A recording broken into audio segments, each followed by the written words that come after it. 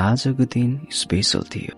म र मेरा काम गर्ने साथीहरू कार चढेर फुजेर वक सिनेमातिर लाग्यो। Mission Spider-Man brand new day हेर्ने। हामीले यो मुभी हेर्नको लागि चाहिँ धेरै पहिला नै प्लान गरिसकेका थियौँ र भन्नुपर्दा मुभी पनि एकदमै राम्रो थियो। मुभीमा देखाइएका स्पाइडरम्यानका जति पनि सङ्घर्ष र एक्लोपन देखाइएको छ त्यो हाम्रो जीवनमा पनि लागू हुन्छ।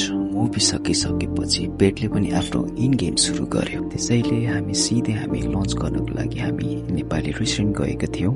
खाजा सेट, थकाली खाना सेट, छोइला, मोमो, डेम बजाउन थाल्यो। सबैजना मिलेर एकदम मिठो स्वादले मजाले आरामसँग खाना थियो। एकदम भोक लागेको हुँदा हामी छिटो पनि खाँदै थियौँ र हामीलाई हल्का ढिलो पनि भइरहेको थियो।